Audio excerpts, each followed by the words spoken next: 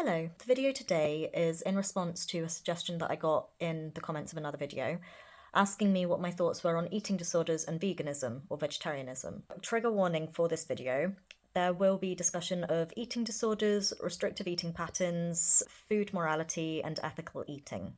There won't be any numbers, weights, or instructions. First of all, if it helps to know a little bit of my background, I was born into a family of meat eaters. I started off eating meat.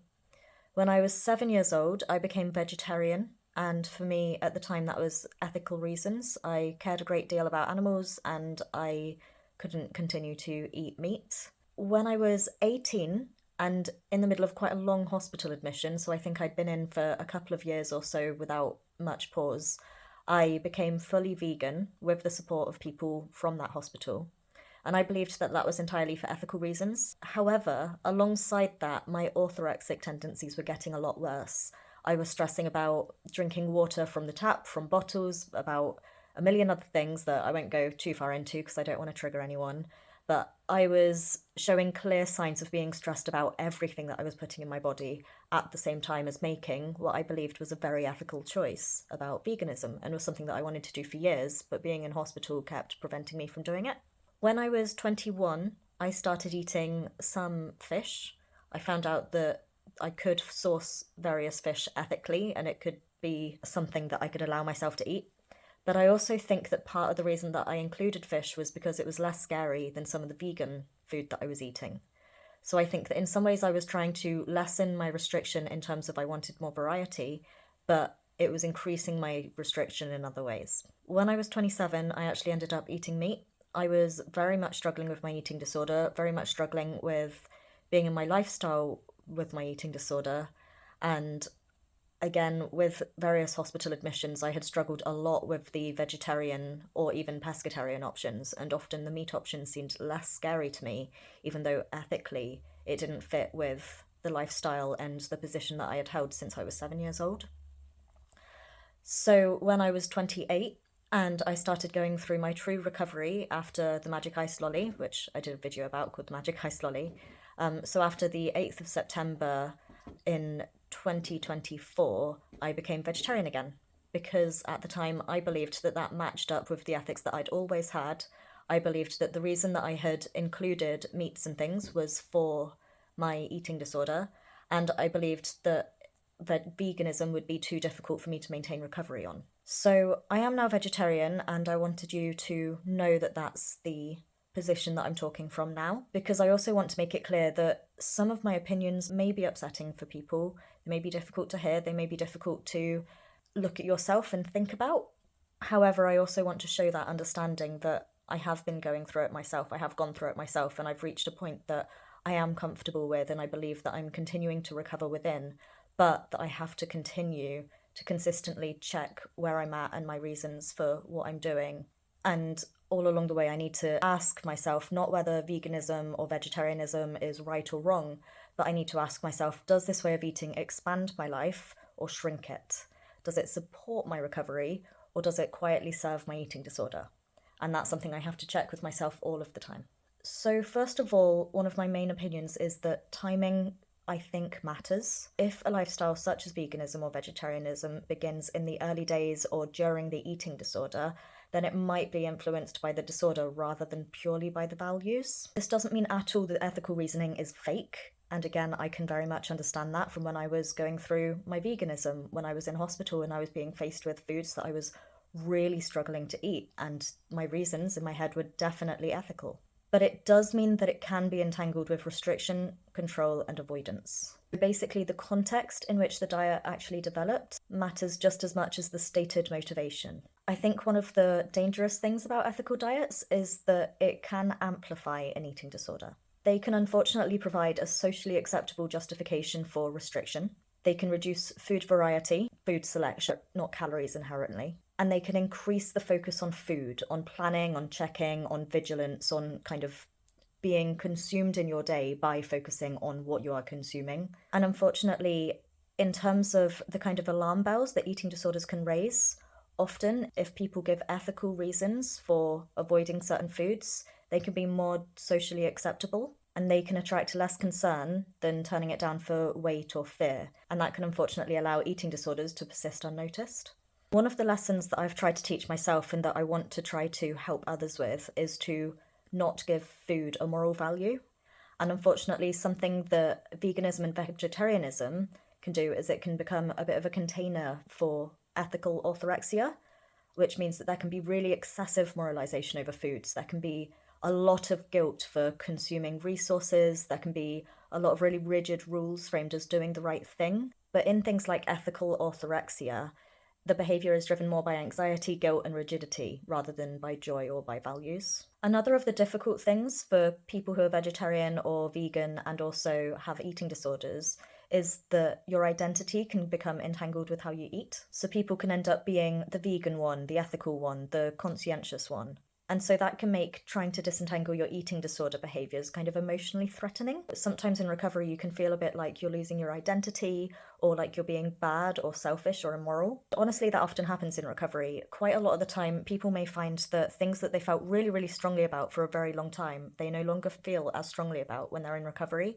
And that can leave people quite distressed because they're like, well, where have my values gone? This was something that I felt really strongly about. I still feel strongly about it, but I just don't seem to care as much anymore. Am I a horrible person for that? And the answer is absolutely not. But if those choices have been made when you were in the midst of an eating disorder, then often remaking those choices outside of the eating disorder can feel very different. And ultimately, when it comes to ethical choices, they can change a lot over your life.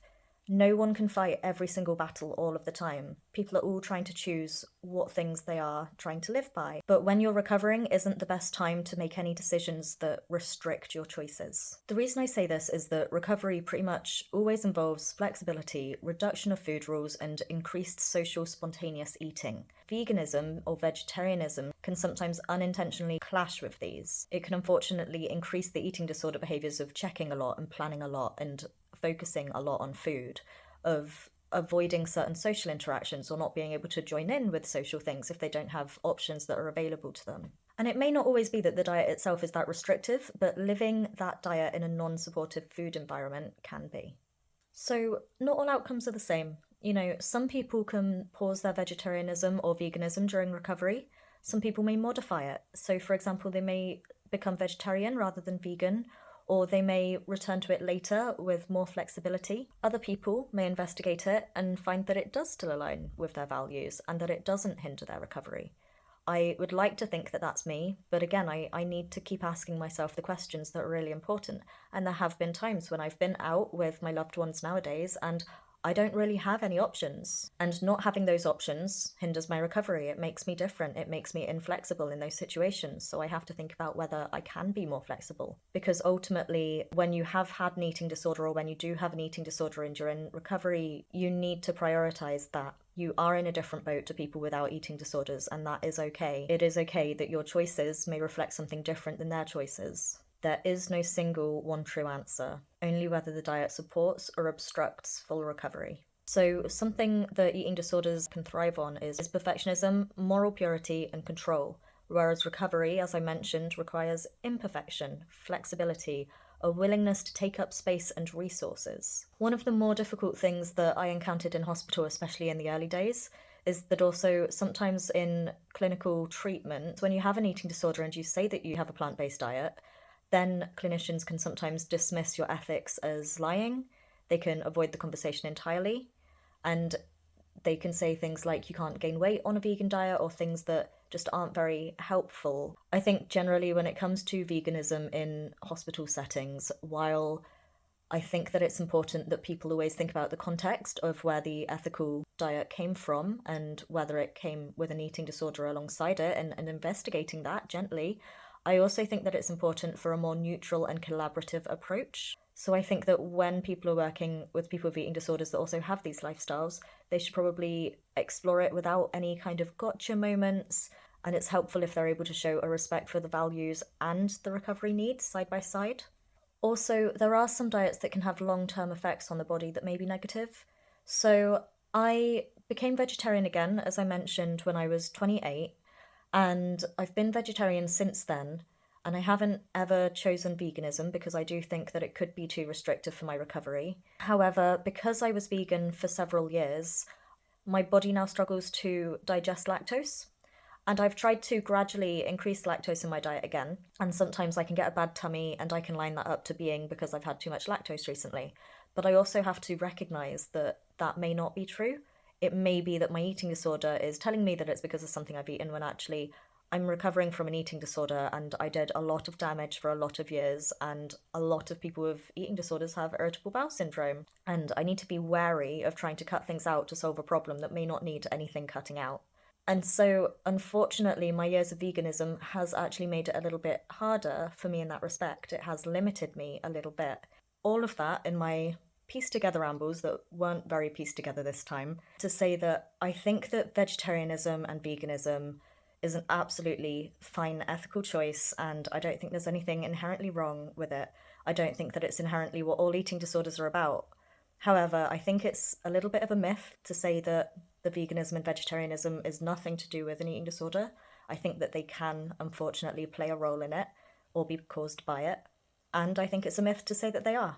I think that, like everything, there is a massive nuance, and that it's just about checking in with yourself and seeing if now is actually the right time. I think, in general, the more variety and the more flexibility that you have with food when you're trying to recover from an eating disorder, the better. So, generally speaking, I think that zero limitations is best, but it can depend. I am struggling with my words now a lot, so I'm going to stop recording. I hope that this video was helpful. I hope it was interesting. It would be really interesting to know what your thoughts are as well. If you do want to comment, please do feel free. I will try and answer, and we could maybe have a little bit of a discussion. Until next time, please look after yourself, and I will speak to you soon.